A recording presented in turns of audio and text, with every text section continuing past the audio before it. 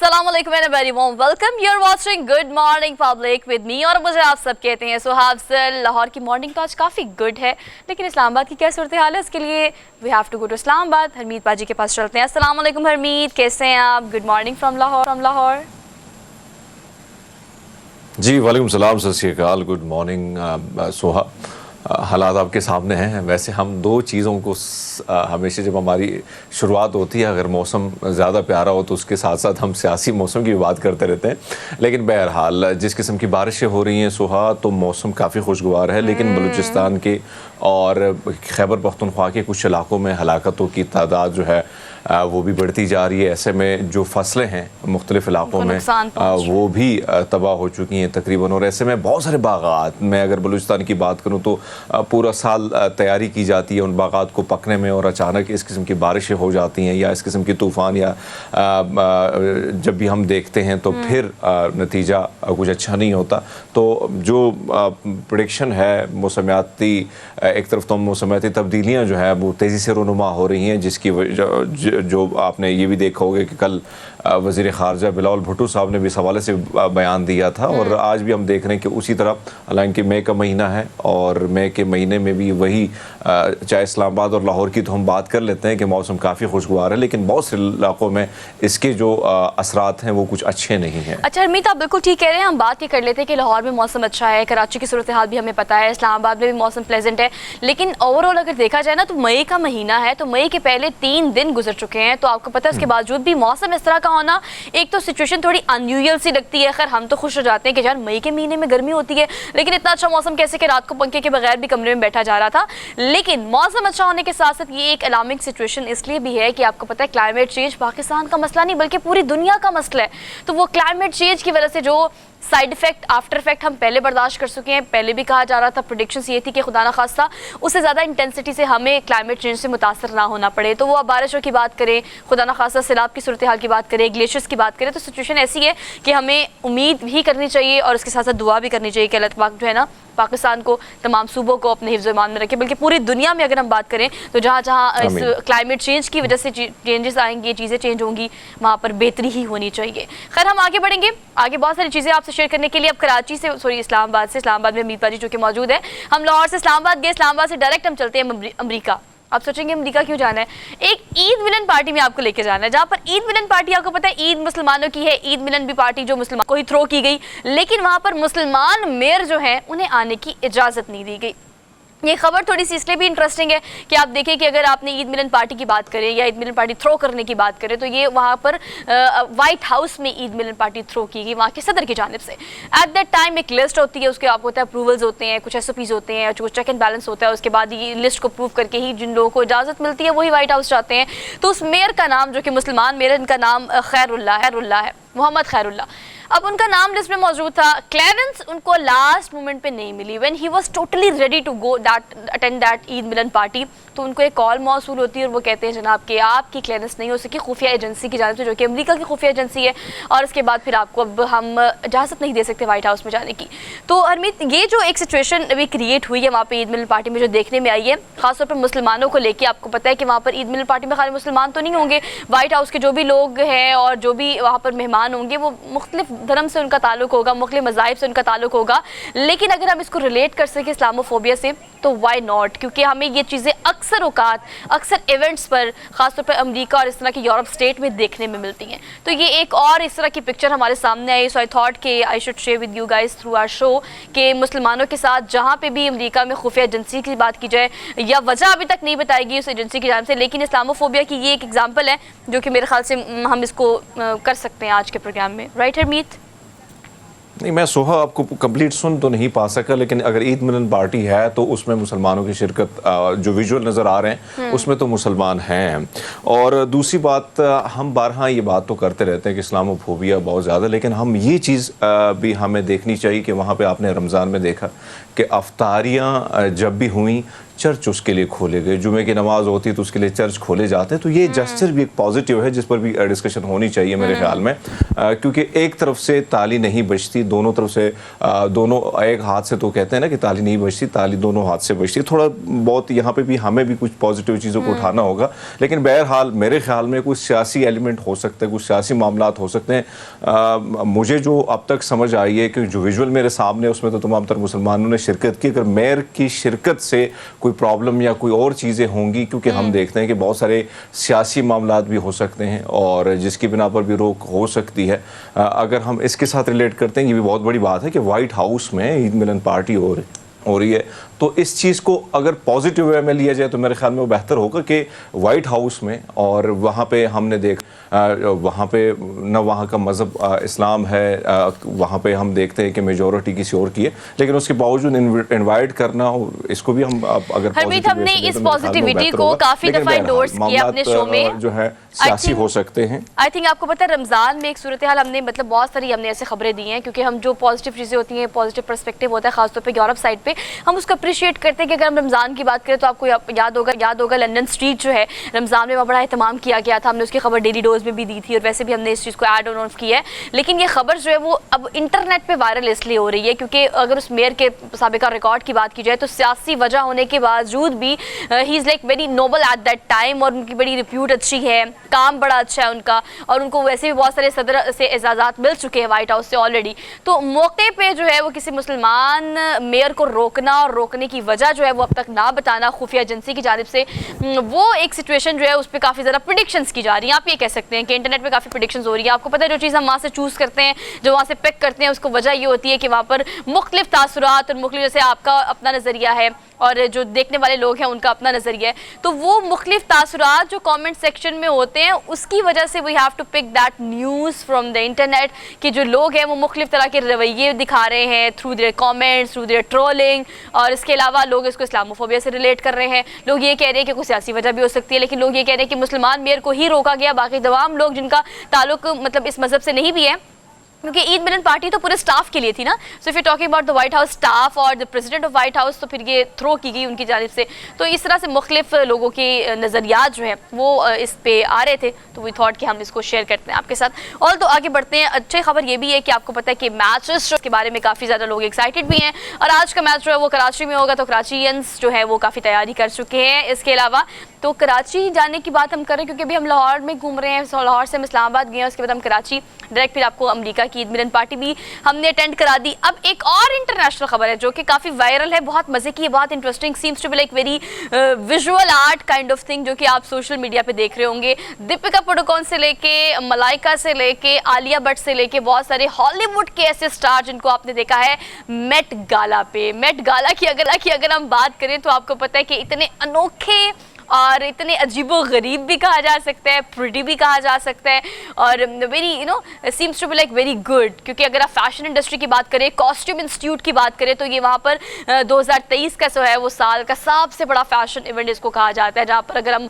Hollywood की बात करें, हरमीत बॉलीवुड की बात करें, तो सबकी कोशिश ये होती है तमाम डिज़ाइनर्स की कि सबसे अनोखा ड्रेस जो पहनेगा वही सोशल मीडिया पे वायरल हो जाएगा, और वही मेट गाला के रेड कारपेट पे हॉट टॉपिक होगा।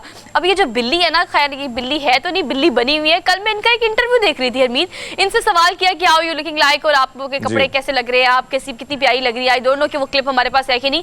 उनसे जो भी सवाल करते थे वो आगे से करती थी मियाऊं मियाऊं। मतलब आपको पता है, मतलब मुझे वो बहुत अजीब लगा कि वो जिस गेटअप में, जिस कॉस्ट्यूम में है, उस फील में भी है।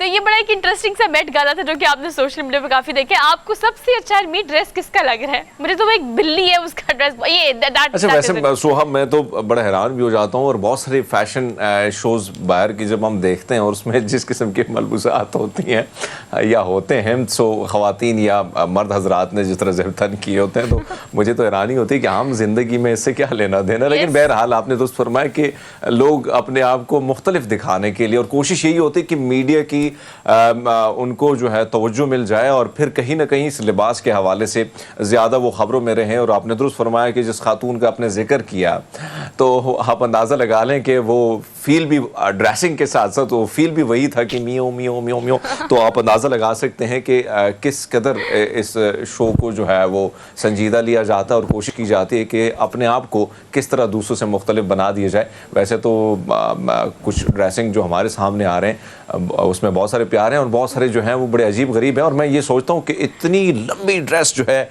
इसके लिए भी 2-3-4 जो है आपने आप इसको कैरी करना ना, उठाना अकेले बस की बात तो है नहीं। इसको कैरी करना आसान नहीं है, ये लड़कियों के बस की बात है, आप ना सोचें। लेकिन लड़कों ने भी कम कारकर्दगी नहीं दिखाई मेट गाला पे।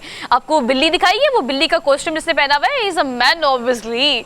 तो they are carrying both things like बहुत खूबसूरती से beautifully they are carrying all these costumes. और इसका नोबल कॉज जो है वो जो मैं आपसे शेयर करना चाहती हूँ कि जो इंस्टीट्यूट है कॉस्ट्यूम इंस्टीट्यूट, उनके लिए चैरिटी इकट्ठी करते हैं, उनके लिए फंड्स इकट्ठे करते हैं। और इसका मकसद ये होता है, मुझे लगता है कि जितना ये पूरी दुनिया में सराहा जाता है, बहुत बड़ी तादाद में फंड्स उनको इकट्ठे होते हैं और इसके बाद से ऑन एंड ऑफ वहाँ पर फैशन वीक्स और फैशन जो गालाज होते हैं वो ऑन एंड ऑफ होते रहते हैं। और उनका मकसद यही होता है कि हम फंड्स इकट्ठे कर सकें थ्रू दिस मेट गाला। तो काफ़ी अच्छा था, मैंने तो खैर इसको बहुत एंजॉय किया। आगे बढ़ते हैं, अब आगे हमने अपने टिप की तरफ चलना है। टॉप स्टोरीज की बात कर लेते हैं। टॉप ऑफ दी ऑल कल के होने वाले रात 9 बजे के मुज़ाकरात की बात कर लेते हैं जो कि किसी पॉइंट पर नहीं पहुंच सके, जो कि हम एक्सपेक्ट कर रहे थे वही हुआ है हमारे साथ भी कि हम जितना मर्जी पॉलिटिकल चीज़ों को डिस्कस कर लें, जितनी मर्जी हम प्रेडिक्शंस ले लें, लेकिन होना क्या है हमें नहीं पता। कल के मुज़ाकरात की बात करें तो हुकूमत और अपोजिशन हर दरमी पर अपनी बरकरार है। अगर हम किसी एक पॉइंट पर मुत्तफिक देखें तो अभी तक कोई पॉइंट नज़र नहीं आ रहा। 14 मई की इंतखाबात की बात PTI कर रही है और अगर हम हुकूमत की बात करें तो हुकूमत कहती है कि नहीं जी हम इस तारीख पर इलेक्शन नहीं करा सकते, या असम्बलियाँ तोड़ने की बात भी खैर उनकी जानिब से नहीं की जा रही। तो किसी पॉइंट पर मुत्तफिक तौर पर अभी कोई दोनों कमेटीज जो है वो नहीं पहुंच सकी। हाल बता मुज़ाकरात को कंटिन्यू करने की बात की गई है। अब देखिए टॉपिक टू बी कंटिन्यूड वाला जो सीन है वो कहाँ जाके रुकता है। खैर इसको हम डिटेल में डिस्कस करेंगे आज की टॉप स्टोरीज में। उसके बाद प्रोग्राम में हम आगे बढ़ेंगे। हमने एक ज़बरदस्त सा आपको पैकेज दिखाना है। पैकेज है, आपको पता है सीजनल फूड का कोई ना कोई रिपोर्ट अच्छी सी हम बनाते हैं आपके लिए। तो आड़ू पर एक ज़बरदस्त सी रिपोर्ट हमने बनाई है। अभी कहाँ के आड़ू बहुत ज़्यादा मशहूर है ये आप इस रिपोर्ट में देखिएगा, तो हम इसको रिपोर्ट में शामिल करेंगे। इसके अलावा आज एक बड़ा सीरियस और एक अहम टॉपिक, आपको पता है पूरे शो में एक ऐसा टॉपिक हम ज़रूर रखते हैं जिसमें हमने अवेयर करना होता है इन तमाम वालिदैन को जो कि इस बीमारी से या इस परेशानी से दो चार है। हम अगर कल के मेडिकल टॉपिक की बात करें, आज के हेल्थ टॉपिक की बात करें, तो कल हमने जाली अद्वियात पर बात की। आज के इस टॉपिक में जो मेडिकल हेल्थ को एड्रेस करेगा, हमने बात करनी है ऑटिज़म पे। मैंने बहुत सारी अपनी दोस्तों को और उनके बच्चों को इस बीमारी से दो चार देखे हैं और वालिदैन किस तरह से इसको कोप अप करते हैं। वालिदैन को अपनी ज़िंदगी अपना लाइफस्टाइल कितना चेंज करना पड़ता है। ऑटिज़म के जो बच्चे होते हैं वो स्लो होते हैं और उनके साथ बहुत सारे मसाइल होते हैं, दिमागी तौर पर वो आम इंसानों जैसे नहीं होते। तो ऑटिज़म के बारे में हम डिटेल में बात करेंगे आज के प्रोग्राम में। इसके अलावा हमने एक थेरेपी है जो आपसे इंट्रोड्यूस करानी है। नॉर्मली जो चीज़ ट्रेंड में होती है मार्केट में, वो मेडिकल मार्केट हो या आपकी फैशन मार्केट हो, उसको अगर आपके लिए फ़ायदा मंद है तो हम ज़रूर इंट्रोड्यूस कराते हैं विद द ऑल क्रेडिबिलिटीज़। तो आज की एक थेरेपी आपके लिए कितनी फ़ायदेमंद साबित हो सकती है और ये थेरेपी है क्या, इसको हमने आज के टॉप स्टोरी में शामिल करना है। सो अपने ये वाला जो सेगमेंट है वो मिस नहीं करना। एक ट्रेलर भी है, last but not the least, ये ट्रेलर भी आपको दिखाएंगे आज की गुड मॉर्निंग पब्लिक में। लेकिन अब चलते हैं फौरी तौर पर क्विकली अपने डेली डोज की तरफ। So daily dose good morning public जो है, उस पर पहली खबर दरअसल एक वीडियो है जो कि आपको दिखाएंगे तो खबर फौरी तौर पर आपको समझ आ जाएगी। एक कौवा जो है, वैसे कौवे के बारे में तो ये कहा जाता है कि घर पे आके बैठ जाए तो कोई मेहमान आना होता है या वो काय करना शुरू कर दे तो इसका मतलब कि वो नवीद लेकर आ रहा है कि आज कोई मेहमान आ रहा है। लेकिन यहाँ पर तो जो परिंदों कोई ऐसी उल्टी सीधी हरकतें जो है वो ऐसे करते हैं तो वो सोशल मीडिया पे वायरल हो जाते हैं। इसराइल का ये झंडा है जो कि हम आपको दिखा रहे हैं। वैसे मुझे इस पे चाहत अली याद आ गया झंडे पे, क्योंकि वो इस तरह की बातें बड़े अच्छे अंदाज में करते हैं, पता तो आपको होगा।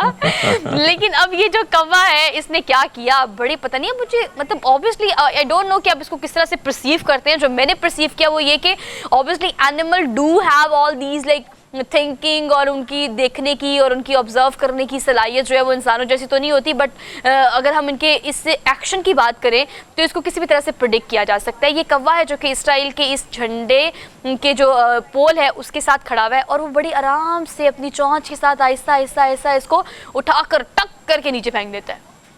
और ये वीडियो जो है अमित पाजी सोशल मीडिया पे बहुत अब आप अंदाज़ा लगा लें सोहा, मैं थोड़े टाइम के लिए आप ये सोचें कि अगर ये कौवा जो है ये हिंदुस्तान का कोई झंडा हटा देता तो फिर सीधा इल्ज़ाम पाकिस्तान पे ही लगता, और फिर ये कहा जाता। आपको याद है कि मुख्तलिफ अदवार में हमने ये देखा है कि कभी बंदर पर, कभी कबूतर पर और कभी मुख्तलिफ परिंदों पर इस किस्म की जासूसी के इल्ज़ाम लगे हैं, तो इस कौवे पे भी सीधा जो है फतवा वहाँ से जारी होना था। लेकिन बहरहाल ये वीडियो बड़ी मज़े की है, और अगर आप देखें तो जिस अंदाज से, जिस धीमे अंदाज से, बड़े आराम से जो है वो कौवा इस झंडे को हटा के और फिर पटक से नीचे गिरा देता है। सो बात वही है कि इस पर भी कहीं ना कहीं फ़लस्तीन का इल्ज़ाम लग सकता है कि फ़लस्तीन ने इसको ट्रेन कर दिया। अगर टिपिकल हिंदुस्तान की तरह वो जवाब दे इसराइल तो फिर यही लग सकता है। लेकिन बहरहाल बड़े मज़े की वीडियो है, और कहीं ना कहीं परिंदों में भी ये चीज़ महसूस की जा रही है कि जुल्म हो रहा है, ज़्यादती हो रही है, और कहीं ना कहीं ये बदला हम उनसे ऐसे इस तरीके से तो ले सकते हैं। और आपको पता है ये इंडिकेशन जो बेसिकली है ना, तज्जिया हो सकता है मेरा। ये बिल्कुल आपने ठीक है। यही तो मैं कह रही हूँ कि मुख्तलिफ लोग मुख्तलिफ जो है वो अपने रिएक्शंस जो है वो इस पूरे एक्शन पे दे रहे हैं। ऑल्दो अगर आपको पता हो कि पिछले कुछ दिनों में इसराइल की जानिब से जो है वो फ़लस्तीन के झंडे मुख्तलिफ मकामात पर लगाने से मना किया गया था। इस पर काफ़ी आपको पता है कॉन्ट्रोवर्शियल चीज़ें चलती रहती हैं। वहाँ मज़ालिम जो है वो इतने ज़्यादा हैं कि वहाँ पर अगर परिंदा भी इस तरह का कोई काम करता है तो हम उसको रिलेट कर देते हैं कि येस आप इस तरह की हरकतें करेंगे तो फिर परिंदे भी आपको इस तरह से ही रिएक्ट करेंगे। ऑल्दो ये वीडियो थी जो कि हमने आपसे शेयर की। आगे बढ़ते हैं, अगली खबर आपको देते हैं। वैसे तो फास्ट फूड नहीं खाना चाहिए, बर्गर नहीं खाना चाहिए, लेकिन ये पान वाला बर्गर तो बिल्कुल ही नहीं खाना चाहिए ना। मैं तो सख्त खिलाफ हूँ इसके। अब ये जो वीडियो हम आपको दिखा रहे हैं ये आपने ऑलरेडी तो कहीं ना कहीं देख ही ली होगी, लेकिन when I have seen this video मुझे इतना गुस्सा आया। आपको पता है कि चलिए ठीक है, पान एक अपनी उसकी एक अपनी आपके ना, ये अगर वो ह्यूमन बीइंग होता है उसकी अपनी एक इंडिविजुअल पर्सनालिटी है, बर्गर की एक अपनी फील है, अपना एक टेस्ट है, तो आप कैसे कर सकते हैं ये ज्यादती। खैर अलबत्ता ये जो बर्गर बना रहे हैं ये पान वाला बर्गर है।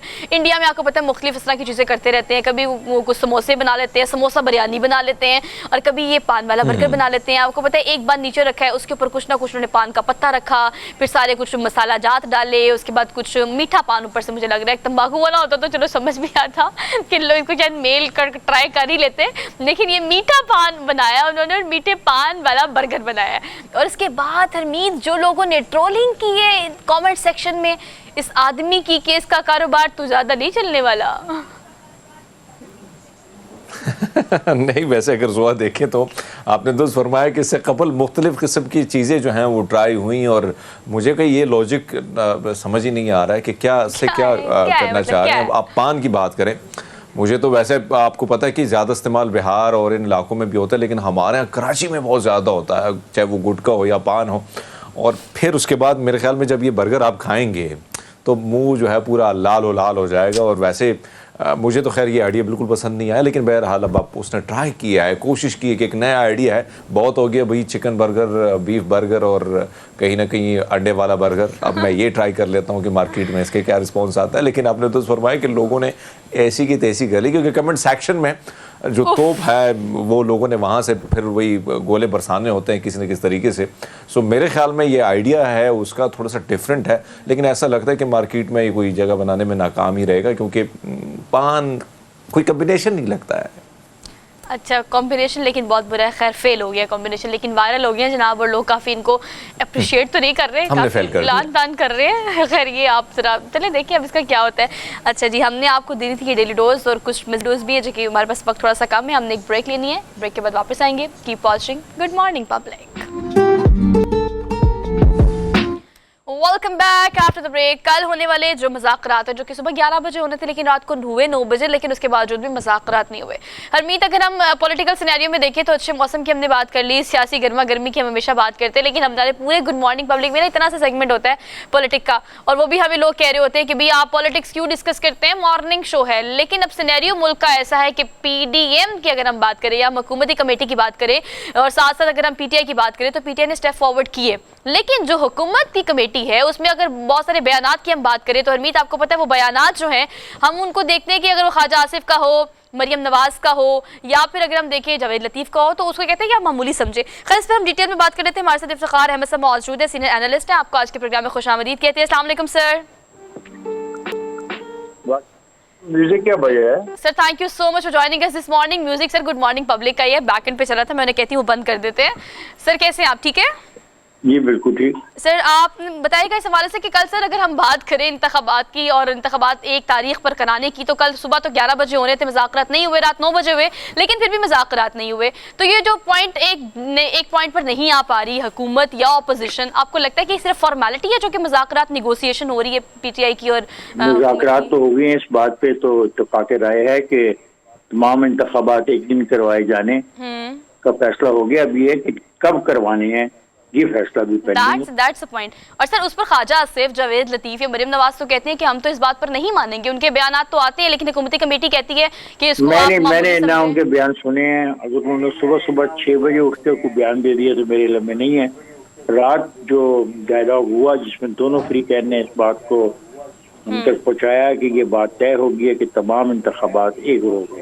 सर आपका एनालिसिस जो है वो क्या कहता है? सर आपको लगता है कि इंतखाबात ओनली वे आउट? इसमें एनालिसिस की जरूरत ही कोई नहीं है ना। सर किस चीज की जरूरत है? आइन में जो लिखा हुआ है उसके मुताबिक चलना चाहिए। अगर आइन में लिखे हुए मामले के हवाले से सियासी पार्टियां कोई एक फैसला करना चाहती हैं तो वो कोई बुरा फैसला तो नहीं है। आइन ये कहता है कि असेंबली रिजॉल्व होने के इतने अर्से के बाद कौमी असेंबली के और सूबाई असेंबली के इंतखाबात होंगे। सूबाई असेंबलियों का इशू बहुत कॉम्प्लिकेटेड हो गया है। वहाँ पे सुप्रीम कोर्ट ने इख्तियारात अपने हाथ में ले लिए। उन्होंने शेड्यूल भी जारी कर दिया, लेकिन उसमें भी डायकॉटमी है। एक सूबे के बारे में तो वो बहुत जिद में आ गए हैं और एक सूबे के बारे में उन्होंने टेक्निकल वजूहात की बिना पे कोई दिलचस्पी का इजहार नहीं किया। सो ये सारा कन्फ्यूजन वहाँ से स्टार्ट हुआ। और अगर ये सारा कन्फ्यूजन ख़त्म हो जाता है और जो होना चाहिए और तमाम मुल्क में इलेक्शन एक दिन होने चाहिए जो कॉन्स्टिट्यूशन में लिखा है, तो इस पर तो इत्तेफाक राय हो गया। अब बहस ये है कब हो, सितंबर में हो, अक्टूबर में हो, नवंबर में हो। तो आईनी पोजीशन ये है कि असेंबलियाँ जब हलफ लेती हैं तब उनकी 5 साल की मुद्दत पूरी होती है तो उसके बाद वो ख़त्म हो जाती है। कौमी असेंबली अगस्त में किसी वक्त ख़त्म हो जाएगी और यही सिचुएशन जो है तमाम सूबाई असेंबलियों की भी है ऑलमोस्ट। तो ये उसके बाद इलेक्शन होने हैं, तो इलेक्शन की जो डेट बनती है उस कॉन्स्टिट्यूशनल हवाले से वो अक्टूबर में जाके बनती है। सर मुज़ाकरात तो फिर अभी टू बी कंटिन्यूड हुए ना, मुज़ाकरात तो कंप्लीट नहीं हुए, कल आखिरी मरहला था, लेकिन अब उसको आगे फॉरवर्ड कर दिया गया। इस हवाले से हरमीत हमारे साथ मौजूद है। मुज़ाकरात में बहुत सारे निकात होते हैं, एक नुक्ते पे इत्तेफाक राय हो गया। आवाज का इशू है, लेकिन सर मैं आपसे जानना चाह रहा हूँ कि जिस किस्म के बयानात सामने और फिर हमने ये देखा कि यार हमें बयानात की बात जिस तरह आपकी नजर से शायद ना गुजरा हो, लेकिन बयानात बड़ा जितने बयानात पार्लियामेंट में दिए गए बड़े सख्त थे। तो ऐसे में क्या मामला जो है, क्या हुकूमत की कोशिश है कि जो तौहीन अदालत है उसके वो मुर्तकिब हो जाए और कोई फिर सियासी शहीद बनने की कोई कोशिश की जा रही है सर आगे जाने के लिए इलेक्शन में? अपने ख्यालात हैं, मुझे आपने अपने प्रोग्राम में बुलाया है तो मैं अपना पॉइंट ऑफ व्यू आपको दे रहा हूँ। आपने बात मुज़ाकरात की, मैंने कहा कि पार्ट 1 में ये तय हो गया है। दोनों फ्री कैन ने रात अलग-अलग प्रेस से खिताब करते हुए कहा है कि ये बात तय होगी है कि एक दिन इंतखाब होंगे। अब आप पता नहीं कौन से कंटेम्प्ट कोर्ट की बात कर रहे हैं और कौन सी क्या बात कर रहे हैं, उससे मुझे कुछ समझ नहीं आ रही। जो एक सुप्रीम कोर्ट ने फैसला किया एक सूबे के लिए, तो वो उसमें ही ये डायकॉटमी है कि वो एक सूबे के लिए क्यों और दूसरे सूबे के लिए क्यों नहीं। तो यहाँ पे आके सुप्रीम कोर्ट ने अपने आप को एक ऐसी पोजीशन में डाल दिया जिस पे तनकीद हो रही है। लेकिन जब अगर ये तय हो गया कि एक दिन मुज़ाकरात में कि एक दिन इंतखाब होंगे, तो सुप्रीम कोर्ट का वो फैसला वैसे ही कोई हैसियत नहीं रखता है। ठीक है इफ्तिखार साहब, थैंक यू सो मच, आपके शुक्रिया। और आप जो बात कर रहे हैं वो इस हद तक ठीक है कि मुज़ाकरात हो गए हैं, लेकिन फिर भी मुज़ाकरात मुकम्मल जो आखिरी मरहला कल कहा जा रहा था वो आखिरी मरहला भी कंसीडर नहीं किया गया। उसको टू बी कंटिन्यूड वाली सिचुएशन अभी तक हमें नज़र आ रही है। हरमीत, अगर हम उन बयानात की बात करें उनको इफ्तिखार साहब नहीं मान रहे थे, वो बयानात जो हैं वो कमेटी की जानिब से, हुकूमती कमेटी की जानिब से कहा जा रहा है कि जो तमाम तर आ रहे हैं स्टेटमेंट्स उनको आप मामूली समझें। तो अगर आप हुकूमत की बात करें या पीडीएम की बात करें तो उसमें आपको पता है हमें वाज़ेह तौर पर नजर आ रहा है कि कुछ लोग चाहते हैं कि यस मुज़ाकरात हो जाए, कुछ लोग चाहते हैं जो कतई तौर पर इस चीज़ के फेवर में नहीं है कि मुज़ाकरात। तो ख्वाजा आसिफ की अगर हम नीचे चैनल के प्रोग्राम की बात करें तो वो बारहा आके कह चुके हैं कि हम इस बात पर कभी नहीं मानेंगे कि 14 मई को इलेक्शन हुआ। हाँ, किस तारीख को? आपने कल देखा दोनों तरफ से जो बयानात सामने है उसमें तो मुझे जो बात की गई उसमें आप अंदाज़ा लगा लें कि एक उसमें दो बातें रखी गई कि इस पर ही इत्तेफाक हुआ है, इस पर इत्तेफाक हुआ है। तो एक बात जिस पर जोर दिया जा रहा था इस हकदार साहब की जानिब से कि भाई इलेक्शन जो हैं वो निगरान सेटअप में ही होंगे। तो ये तो पाकिस्तान की अगर आप तारीख देखें तो निगरान सेटअप में इलेक्शन होते हैं, लेकिन जो हमने PTI की मीडिया टॉक देखी वो काफ़ी मुख्तलिफ थी।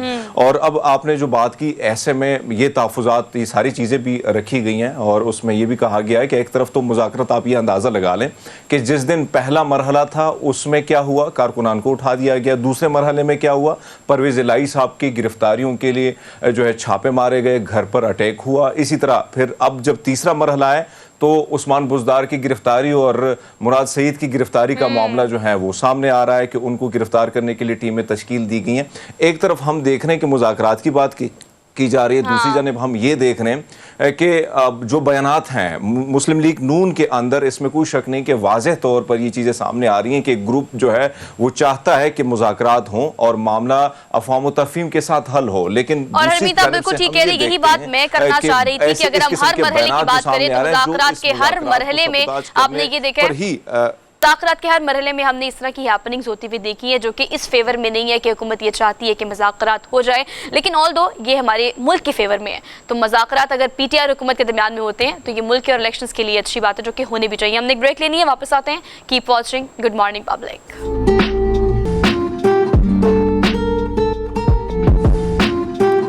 Welcome back after the break. So we are in the second hour of the show. और आजकल हमें कुछ समझ नहीं आ रहा कि हमने किस तरह से यानी गर्मी इंजॉय करनी है या समर्स के लिए अपने आप को रेडी करना है, शॉपिंग किस तरह की करनी है। मौसम खैर बहुत अच्छा हो जाता है तो हम बिला वजह एक्साइटेड हो जाते हैं कि चलो मौसम अच्छा है, गर्मी नहीं आ रही तो बहुत अच्छी बात है, लेकिन हम जरा कंफ्यूज भी दिखाई देते हैं। लेकिन आपको पता है जब सीज़न चेंज होता है तो एक एक्साइटमेंट हमें मौसम के साथ साथ सीजनल फूड की भी होती है या सीजनल फ्रूट की होती है। तो ये फ्रूट जो है हमेशा, आपको पता है आजकल तो तरबूज बहुत मार्केट में ही है, लेकिन इसके अलावा आड़ू जो है उसकी अगर हम फसल की बात करें, काश्तकारी की बात करें तो बहुत सारे इलाके ऐसे हैं जो कि इस हवाले से बड़े मशहूर है कि वहाँ के आड़ू, ओ माय गॉड, उसका कोई कंपैरिजन नहीं है किसी भी किस्म के और आड़ू से जो दुनिया में कहीं भी मिलते हैं। तो खैर ये एक हमने ज़बरदस्ती रिपोर्ट बनाई है, कहाँ के आड़ू सबसे ज़्यादा मशहूर हैं। आप ज़रा देखकर वापस आए, फिर डिस्कशन कंटिन्यू करते हैं। Just have a look.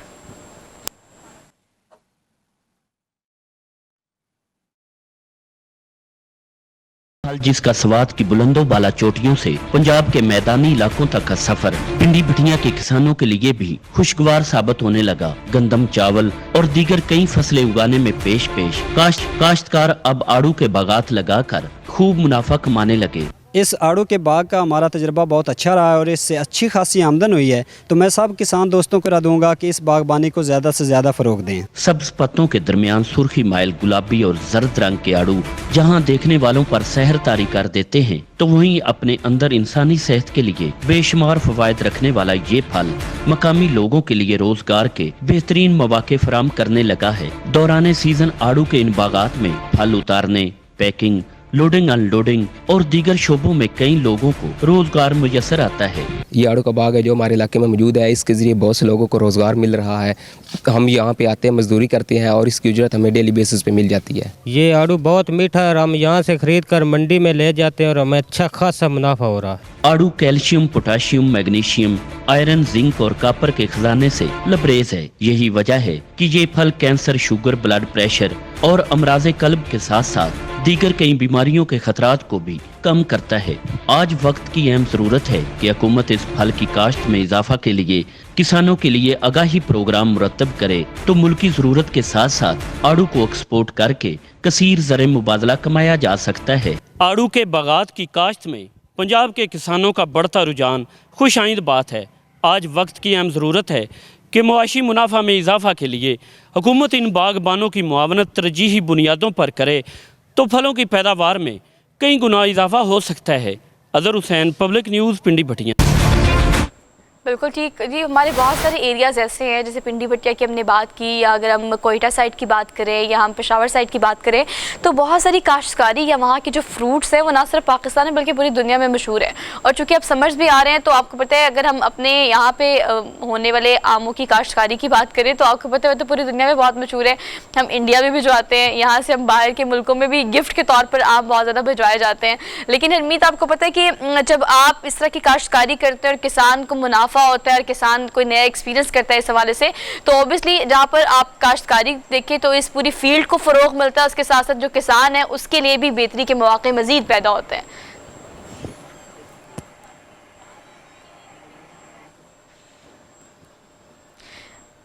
अच्छा, हरमीत जो है मेरे ख्याल से वो हमें मुकम्मल तौर पर सुन नहीं पा रहे, इसलिए मैंने उन पर थ्रो किया था। लेकिन अगर हम बात करें अगर इस सारी सिचुएशन की, तो इस सारी सिचुएशन में हमने अब लेनी है एक क्विक सी ब्रेक, और ब्रेक के बाद हम नए टॉपिक में जाएंगे और आपसे डिस्कस करेंगे। आपने देखना प्रोग्राम जिसे हम कहते हैं गुड मॉर्निंग पब्लिक।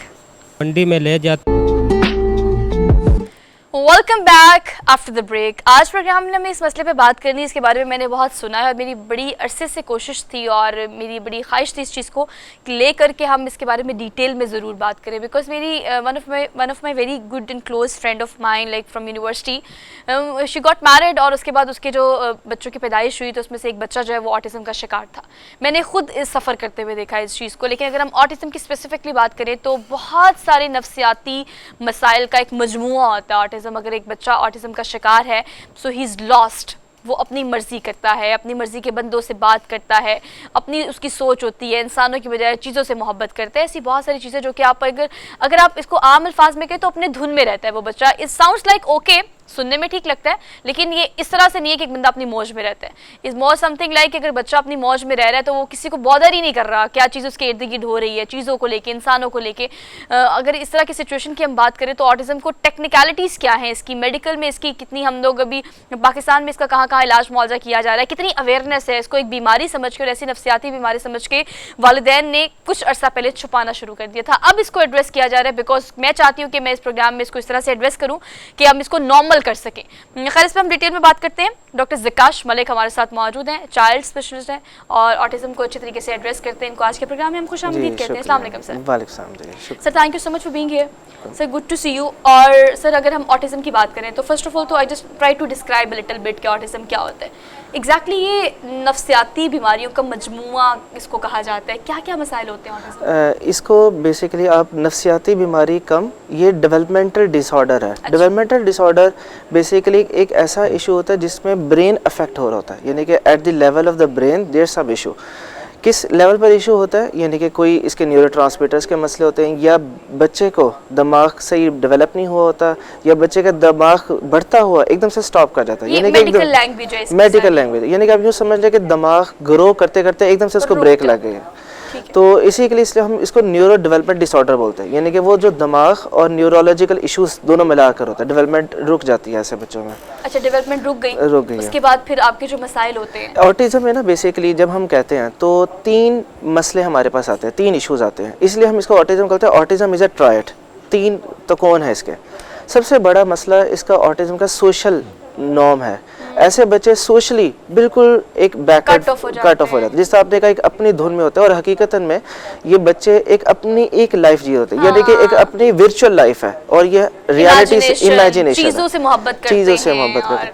ये इसलिए हम इसको सोशल बोलते हैं। और सोशल में आप देखेंगे, सोशल में सबसे बच्चे के करीब कौन होता है, हम इस चीज़ को जानते हैं कि पेरेंट्स हैं, मदर और फादर सबसे क्लोज है एक बच्चे के। बच्चा अपने पेरेंट्स को ही बुला देता है, अपने वालिदा को नहीं जानता। सर, यही तो मैंने प्रोग्राम के आगाज़ में कहा कि मेरी one of my very close friend, जब मैंने उसको इस चीज़ से सफ़र करते हुए देखा तो एक माँ के लिए इससे तकलीफ से बात नहीं हो सकती कि उसका बच्चा उसको एड्रेस ही ना करे, उसको उस तरह से परसीव ही ना करे कि वो उसकी माँ है। अच्छा, अब पाकिस्तान में अब इसके इलाज मुआवजे पे थोड़ी सी बात कर लेते हैं। पहले तो इसको छुपाया जाता था, एक ऐसी बीमारी समझ के जो कि बताने के लायक नहीं है, ये शायद बताना नहीं आता था। अब आप क्या समझते हैं कि इस पर कितना काम हो रहा है पाकिस्तान? पाकिस्तान में स्टिल अभी भी यूके की निस्बत और दूसरे वेस्टर्न एरियाज़ में यहाँ पे काम काफ़ी कम है। यानी कि मैं कहूँगा कि तकरीबन 50% काम अभी हम बैकवर्ड है इस लिहाज से। एक तो इसकी सबसे बड़ी वजह कि हम, क्योंकि आपने कहा ना कि शुरू में हम इसको नफ्सियाती मरीज़ का, इसको ज़्यादा हम नफ्सियाती एस्पेक्ट्स में ही देखते हैं, यानी कि ये बच्चे हमारे पास आते हैं साइकोलॉजिकल इश्यूज़ में कि बच्चा हमारी बात नहीं मान रहा, बहुत गुस्से में चीज़ें तोड़ता है, बिजली को हाथ लगा देता है, गाड़ियों से बहुत प्यार करता है, समझ नहीं आ रही होती, बात फॉलो नहीं कर रहा था, पानी भी पीना होगा हमें पता नहीं पाएगा, लैंग्वेज डिसऑर्डर, 4 साल का हो गया बच्चा लैंग्वेज नहीं बोल पा रहा, स्कूल से शिकायत आ रही, बच्चा बहुत गुस्से वाला है, हर एक को मारता है, अपनी जगह में टिक के नहीं बैठता। जब हमारे पास ये इश्यूज आते हैं ना, तो एक आम तौर पर जो पेरेंट्स होते हैं वो एक पीडियाट्रिशियन के पास गए, पीडियाट्रिशियन उसको मैनेज करता है और उसको पता चल जाता है कि न्यूरोलॉजिकल और साइकोलॉजिकल इश्यूज हैं। तो हमारे यहाँ आपको पर हरमीत की आवाज़ आ रही है जी हरमीत का ऑडियो जरा स्टूडियो में दीजिएगा ताकि आवाज़ हरमीत की जो है वो हम सुन सकें। सर इसको भी एड्रेस कीजिएगा साथ ही साथ कि अगर हम बात करें स्कूल की, आपने स्कूल का जिक्र किया, अब चूंकि मैंने ये देखा है कि ऑटिज्म के बच्चों के स्पेसिफिक स्कूल होना शुरू हो गए हैं और ज़्यादातर वहाँ पर टीचर्स मैंने देखा है कि उनकी वालिदैन में से ही कोई ना कोई होता है ताकि वो भी सीख सकें कि किस तरह से एड्रेस करना है ऑटिज्म के बच्चों को। तो ये स्कूल्स कितनी बड़ी तादाद में देखें, ये स्कूल्स अभी हमारे पाकिस्तान में और लाहौर सेटअप में अभी सिर्फ 2 या 3 स्कूल्स हैं मुश्किल से, और ये स्कूल्स भी हमारे एक नॉर्मल जो एक हमारा एक सोशल एक इकोनॉमिकल एक बैलेंस है ना, उससे बहुत ऊपर चला गया। यानी कि एक आम बंदे की पहुंच में नहीं है। मिसाल के तौर पे एक स्कूल है वो एक्सपेंसिव है, अफोर्डेबिलिटी इशू सबसे बड़ा। इसी वजह से एक आम पर्सन वो बहुत सोचता है मैं क्या करूं, किस तरफ जाऊं। उसको तो फिर सर हम ये अवेयर कर सकते हैं। हरमीत हमारे साथ सर इस्लामाबाद से मौजूद है, मेरे को होस्ट हैं। जी हरमीत।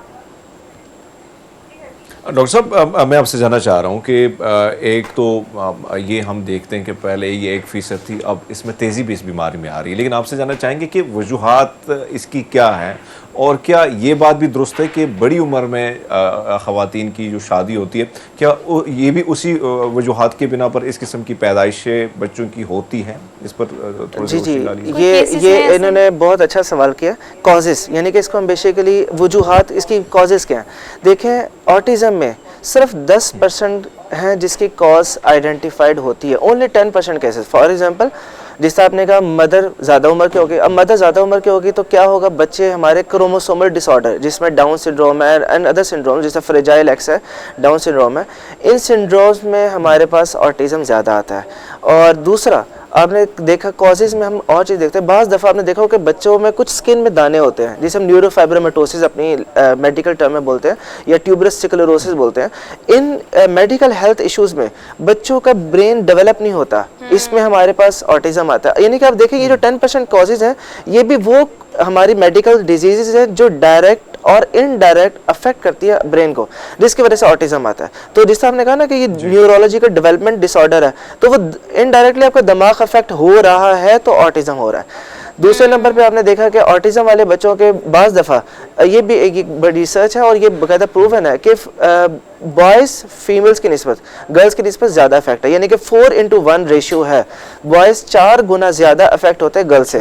और इसकी वजह क्या है, जिस हमने कहा कुछ डिसऑर्डर्स है, ये न्यूरोफाइब्रोमेटोसिस है, ट्यूबुलर स्क्लेरोसिस है, इसी तरह फ्रेजाइल एक्स है, ये हमारे रिलेटिवली बॉयज़ में ज़्यादा होते हैं। अच्छा, ये तो 10% कॉजेज़ हो गए, बाकी 90% कॉजेज़ में क्या है, इसके बारे में पहले तो यही था कि कोई कॉज आइडेंटिफाई, इडियोपैथिक कोई कॉज आइडेंटिफाई नहीं हो सकी, कोई वजह पता नहीं चल सकी।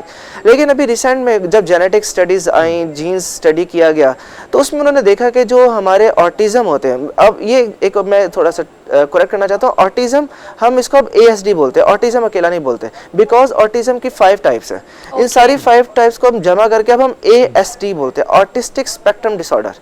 यानी कि पूरा डिसऑर्डर एक स्पेक्ट्रम है, इसमें एस्पर्जर, रेट सिंड्रोम और अदर डिसऑर्डर्स आते हैं, 5 एग्जाम आ जाती है। तो ऑटिज़म के बजाय हम ASD पूरी वर्ल्ड वाइड अब यही यूज़ किया जाता है। अच्छा, अब ASD के बता रहा था इसमें वजूहात में, तो 90% केस हम देखते कॉज नहीं है। जब हमने जीन स्टडी की तो हमने देखा कुछ माइक्रो डिलीशंस होती है, कुछ ब्रेन में कुछ जीन्स डिफेक्ट होती हैं, कुछ डुप्लीकेशन हो जाती है, तो ये माइक्रो लेवल पे जीन्स में इफेक्ट होता है। लेकिन फिर भी अभी यही भी कहते हैं कि माइक्रो अरे एनालिसिस जो एक जीन की खास एनालिसिस जिसमें माइक्रो लेवल पे जीन्स को स्टडी किया जाता है, उसके जीनोम को स्टडी किया जाता है, उसके जो अमाइनो एसिड्स हैं उसकी जो अरेंजमेंट होती है उसको देखा जाता है। लेकिन उस लेवल पर जाकर कहते हैं कुछ हमें डिफेक्ट मिलता है, लेकिन still it is not fully known कि कौन सी जीन ज़्यादा इफेक्ट है। अच्छा ठीक है, मुझे डॉक्टर साहब ये बताइएगा कि हम बात कर रहे थे तादाद की, स्कूल्स की हमने बात की कि अब अफोर्डेबिलिटी बहुत बड़ा इशू हो गया और जिन स्कूल्स ने ऑटिज़म पर सिखाना शुरू किया, चाहे वो वालिदैन हो या बच्चों को पढ़ाना शुरू किया, अब उन्होंने अपना लेवल बहुत अपग्रेड कर दिया। सालाना अगर हम रेशो देखें तो जो हमारे पास अदाद शुमार आ रहे हैं, 3 लाख से ज़ायद बच्चे शिकार होते हैं इसका, ऑटिज़म का, और अब तक की तादाद ये है। तो सर आप क्या समझते हैं कि अगर हम अवेयर करने की कोशिश करें थ्रू स्क्रीन्स, जो कि हमारे पास मीडिया में हमने ये यूटिलाइज़ करना है, अगर स्कूल्स की बात की जाए तो इसके अलावा वालिदैन को किस हद तक ट्रेन करने की ज़रूरत है कि you can train them at home? कितने ऑटिज़म के बच्चे ठीक हो सकते हैं अगर हम हल की बात करें? जी, इसमें एक बहुत अहम चीज़ है। देखिए, ऑटिज़म की एज है 2 to 4 ईयर्स, 2 से 4 साल। जितना जल्दी ऑटिस्टिक स्पेक्ट्रम डिसऑर्डर डायग्नोस होगा, जितनी जल्दी ASD डायग्नोस होगा, उतना इम्प्रूवमेंट के चांसेस ज़्यादा हैं। exactly. यानी कि आप देखें ब्रेन डेवलप होना स्टार्ट हो गया, इसे हम डेवलपमेंट रिग्रेशन भी बोलते हैं। बच्चा बोलना शुरू कर गया, जिस तरह एक मेरा पेशेंट था, वो बिल्कुल स्पीक नॉर्मली और कहने लगा मुझे गिलास दें, पेरेंट को देख रहा है, मदर को देख के स्माइल कर रहा है। लेकिन सडनली क्या हुआ, कोरोना आया, और कोरोना में ये आपको स्पेसिफिक बताना, कोरोना में क्योंकि सोशली हम एक कट ऑफ हो गए, हम एक रूम में, एक होम में स्टार्टर करना है, उस इन केसेस में हमारे पास साइकोलॉजिकल इश्यूज, डेवलपमेंट इश्यूज ज़्यादा है। ASD के केसेस हमारे 0.9 से 1.5 तक केसेस चला गए। यानी कि ASD ऑटिज्म के स्पेक्ट्रम में बहुत ज़्यादा देखा गया इफेक्ट, क्योंकि बच्चे फैमिली से मिल नहीं रहे थे, और यही चीज़ बाहर यूरोप में और वेस्टर्न एरिया में ज़्यादा है, क्योंकि वो ज़्यादा सोशल बाइकआउट किया उन लोगों ने। अच्छा, अब यहाँ पे क्या हुआ कि इसकी एज है, अगर हम पेरेंट्स को बता दें कि if they find out any cause, जिसमें हमारे पास कुछ एक रिव्यूज़ होते हैं, जैसा हमारे यहाँ पे एक ट्रेंड नहीं है, यूके में 3 बच्चों इंटरव्यूज़ किए जाते हैं पेरेंट्स के, जिसे हम 3DI या डिस्को इंटरव्यू या AADI revised, autistic diagnostic interview revised, ये हम पेरेंट्स से इंटरव्यू सॉल्व करवाते हैं, और वो पेरेंट्स को पता चल जाता है अच्छा मेरे बच्चे में ये मसले, अगर है तो फ़ौरन कंसल्ट करें पीडियाट्रिशियन को, फ़ौरन कंसल्ट करके साइकोलॉजी को कि इसको जी कंटिन्यू कीजिएगा। तो ये हमारे अगर इनिशियली पेरेंट्स इसको देख लें तो there is a very good chance कि बच्चा नॉर्मल अपनी नॉर्मल लाइफ में आ सकता है। But if there is delay तो बड़ा अफसोस से कहना पड़ता है, फिर ये चेंजेस परमानेंट हो जाती हैं। फिर आप रेस्ट ऑफ द लाइफ आपको यू हैव टू अडॉप्ट, और आपको फिर क्योंकि फिर इसके बाद सेशंस कराना, और ये भी एक बहुत कॉस्ट इशू है, बहुत लंबा प्रोसीजर है। जी हरमीत जी। अच्छा डॉक्टर साहब, आपने सेशन की बात की और बहुत अच्छी बात है। मेरे ख्याल में वालिदैन को ये ज़रूरी, क्योंकि जिन हालात से उनको गुजरना होता है, जिस तकलीफ से, जिस कब से, लेकिन डॉक्टर साहब बहुत सारी बीमारियाँ जो हैं वो बच्चे की पैदाइश से पहले उसकी तशख़ीस भी हो जाती है और फिर बाद में भी पता चल जाता है। ऑटिज़म की मैं बात करूँ तो क्या इस बीमारी का पता कब चलता है सर? जिस तरह मैंने बताया, इसकी एज जो है ना वो 2 to 4 ईयर्स है, और टिपिकली अगर हम ASD बोले, जैसा मैंने कहा 90% केसेस में इसकी कॉज हमें पता चल सकती है एज यूजुअल।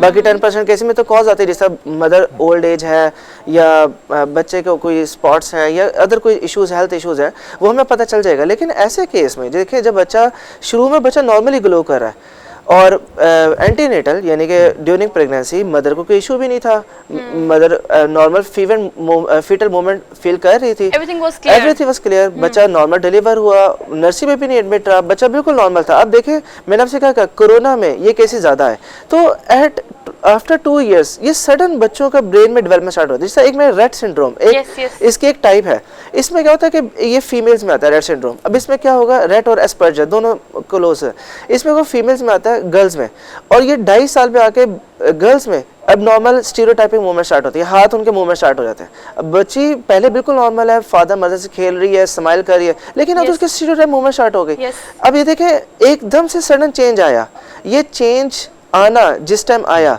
ये टाइम है जब हम फौरन अप्रिशिएट करें, जब हम फौरन डॉक्टर को कंसल्ट करें। एग्जैक्टली, ये अलार्मिंग है ना, ये आपकी सिचुएशन ऐसी कि फौरन उसे कैटर कर लें, और मेरे ख्याल से डायग्नोस करना ज़्यादा इंपॉर्टेंट है, क्योंकि इलाज मुआवजा जो है वो तो ग्रेजुअली, अब एक चीज़ डायग्नोस होगी तो हम उसका, ऑटिज्म की हम खासतौर पर बात करें तो एक दिन में या एक महीने में या एक साल में इसको ओवरकम नहीं किया जा सकता। हाल बता, अगर डायग्नोस कर लें तो ग्रेजुअली इसको ओवरकम करना कंपैरेटिवली आसान हो जाता है, बच्चे की ज़िंदगी संवर जाती है अगर उसको ट्रेंड कर दिया जाए। डॉक्टर साहब, थैंक यू सो मच कि मैक्सिमम आप लोग को इस हवाले से बताने की कि ये कोई बहुत बड़ा मसला नहीं है, हाल बता मसला अब बढ़ता चला जा रहा है। वालिदैन को ज़रूरत है इस चीज़ की कि अगर स्कूल की अफोर्डेबिलिटी का मसला है और अगर हम बाहर जाकर बच्चों को नहीं सिखा सकते तो कुछ बेसिक लैंग्वेज या बेसिक बच्चों को टैकल करने की जो ट्रेनिंग सेशंस हैं, अगर वालिदैन वो ले ले तो बच्चों को घर में ही सिखाया जा सकता है, और ये वो बच्चे जिन्हें सिखाया जाए तो काफ़ी हद तक ये इस बीमारी को ओवरकम भी कर लेते हैं। हमने एक ब्रेक लेनी है, ब्रेक के बाद वापस आएंगे। Keep watching good morning public. Welcome back after the break. कुछ चीज़ें ऐसी होती हैं जिन्हें हम नेगेटिव ही परसीव करते हैं बिकॉज हमने उसके बारे में टीवी, मूवीज़ या सोशल मीडिया पर नेगेटिव ही सुना होता है।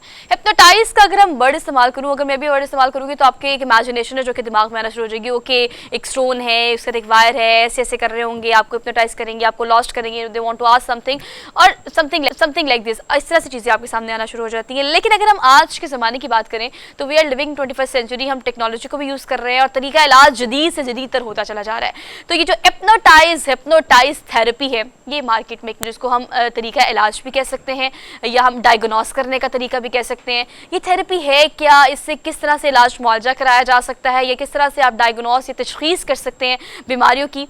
ये और इस तरह के बहुत सारे सवाल, ये थेरेपी एग्जैक्टली है क्या, इस पर हम बात कर लेते हैं। आमना अली हमारे साथ मौजूद है, ये हिप्नोथेरेपिस्ट हैं और एक्सपर्ट है। इनको आज के प्रोग्राम में खुशामदीद कहते हैं। अस्सलाम वालेकुम, कैसी हैं आप आमना? मैं ठीक हूँ, आप कैसे Amna? Thank you so much for being here.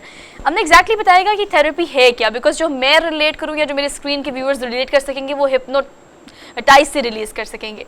तो ये आप क्या समझती कि क्या चीज़ है ये? हिप्नोसिस के बारे में जो ये आपने इंट्रो में बात कही है वो काफ़ी हद तक ठीक है, क्योंकि इसको इसीलिए बैड नेम दिया गया है बिकॉज आप यूजुअली मूवीज़ में या शोज़ में आपको इस तरह की चीज़ यही दिखाया गया है। सो बेसिकली इट इज़ ये थेरेपी है, मैं जो प्रैक्टिस करती हूँ इट्स क्लिनिकल हिप्नोथेरेपी। तो इसके बहुत सारे फ़ायदे हैं। बेसिकली ये जो मिथ आपके पास इतनी सारी लोगों ने वो टीवी शोज़ और उनसे आ गई है, बट जो इसकी असल हैसियत है वो एक बहुत ही ज़बरदस्त एक टेक्नोलॉजी है बेसिकली, जो आप कनेक्ट करते हो अपने सबकॉन्शियस माइंड से। और जब आप हमारी जो फंक्शन है बॉडी का वो 80% सबकॉन्शियस माइंड से रिलेटेड है। ठीक, आपके बिलीफ्स, फेयर्स, आपके जो भी बॉडी फंक्शंस हैं, अब आप अपनी बॉडी को तो ये नहीं बताते कि आप हार्ट में ब्लड कितना पंप करना है, तो ये एक सबकॉन्शियस एक्ट होता है। तो इनके साथ जब आप कनेक्ट करते हैं हिप्नोसिस को, आप जब अपनी तहते शऊर से कनेक्ट करते हैं, हाँ, तो उसमें आपके पास बेसिकली एक बहुत ही फोकस्ड अटेंशन आ जाती है, नॉट डाइवर्ट वन। और हम अगर इसको अगर हम रिप्लेस करें वर्ड्स को, तो हिप्नोटाइज जब किया जाता है आपको तो यू लॉस्ट, लेकिन अगर वो लॉस्ट को हम रिप्लेस कर दे to focused on something, to ask something, to diagnose something that like seems to be like interesting. लेकिन आप ना ये बताएं कि इस थेरेपी को आजकल किस तरह से इस्तेमाल किया जा रहा है? देखिए, hypnosis is like a tool. अब मैं अपनी स्ट्रेटेजिक साइकोथेरेपी के साथ इसको एज अ टूल की तरह यूज़ करती हूँ, या अगर NLP कोचिंग के अंदर है तो वो एज अ टूल इस्तेमाल हुआ जाता है। बिकॉज आप किसी प्रैक्टिशनर के ऑफिस में आएंगे, खुद वॉक करके आएंगे ना, आपको कोई खींच के तो नहीं लाएगा, और फिर आपने ये देखना है कि आप किस लिए जा रहे हैं। Hypnosis is very beneficial for आपकी एंग्जाइटी को कंट्रोल करने के लिए, आपकी डिफरेंट बिहेवियर्स के अंदर शिफ्ट लाने के लिए, आपके फेयर्स के साथ कैसे डील करना है उसके लिए, आपको कामनेस रिलैक्सेशन देने के लिए। सो इसके बहुत सारे बेनिफिट्स हैं। मेरी क्यूरियोसिटी ना ऐसा सामने बढ़ती जा रही है। जी बताइए, कैसे? अगर आप कामनेस, एंजाइटी, स्ट्रेस, डिप्रेशन एक रियल प्रॉब्लम्स है आजकल और ये वाकई हैं, तो हिप्नोटाइज या हिप्नोथेरेपी के थ्रू इनको कैसे करते हैं? मतलब ये थेरेपी होती कैसे है? How to do it? तो फिर अब आपने एक पूरी एक उसकी अलग चीज छेड़ ली है। हाँ, वो अलग चीज छेड़ ली आपने। पर देखें, जब आप जब कनेक्ट, जब हम आपस में बात कर रहे हैं, ठीक है, मुझे नहीं हिप्नोटाइज करना, नहीं मैं जब हम आपस में बात कर रहे होते हैं ना, तो क्या होता है कि आप कॉन्स्टेंटली एक कॉन्शियस माइंड में मेरे से बात कर रही हैं, राइट? तो कॉन्शियसली जब आप मेरे से बात कर रही हैं तो आपका दिमाग मेरी बात सुनने से ज्यादा मुझे क्या जवाब देना है उस पर फोकस कर रहा है।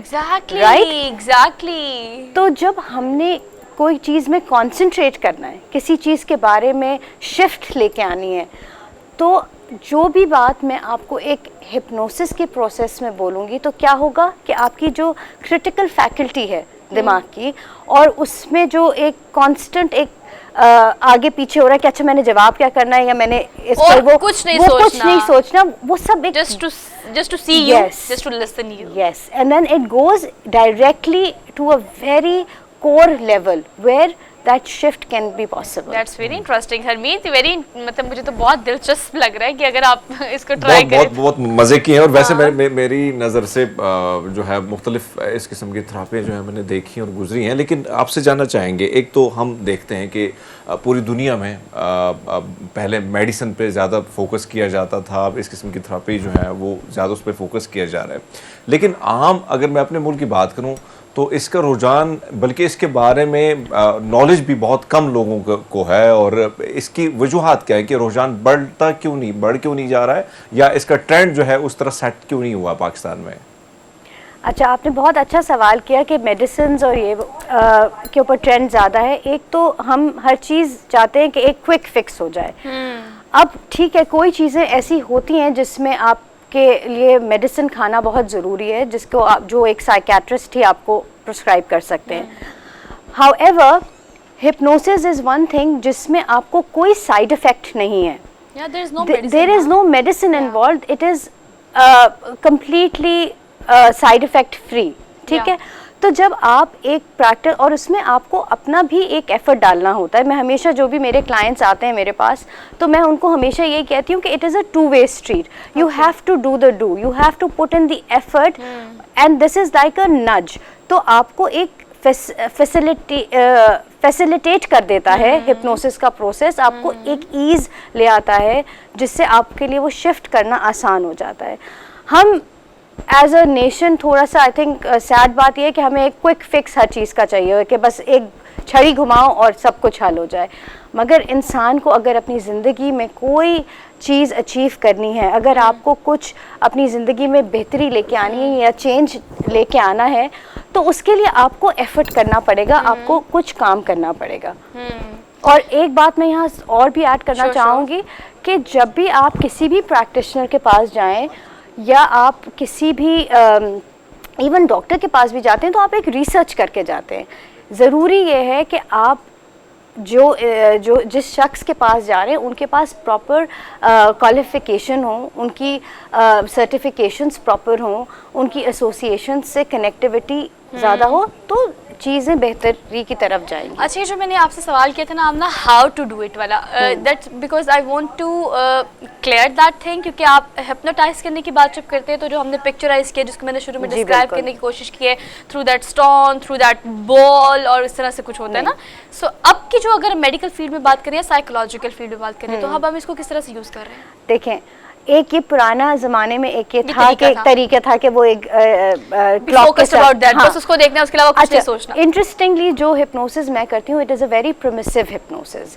प्रिमिसिव meaning it has the option of choice, and it is not done in with command, ठीक। तो आपके पास एक चॉइस होती है कि आप ऐसे करें या ऐसे करें, आपकी अपनी मर्जी है। अब पुराने ज़माने में जब हम देखें, आज से कोई 20-50 साल पहले, लोगों के माइंडसेट कैसे थे कि उनको हर चीज़ एक स्ट्रॉन्ग कमांड के थ्रू सुननी होती थी, right.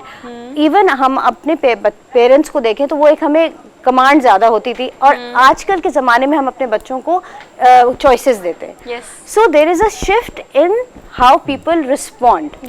So then we have this shift even in hypnosis के आपकी जो भी बिलीफ सिस्टम है, अगर मैं उसके हिसाब की बात नहीं करूंगी और मैं उसको चैलेंज करके बोलूँगी, हाँ अगर वो आपके फ़ायदे के लिए है और अगर आप उसी चेंज के लिए आए हैं तो वो एक सेपरेट इशू है।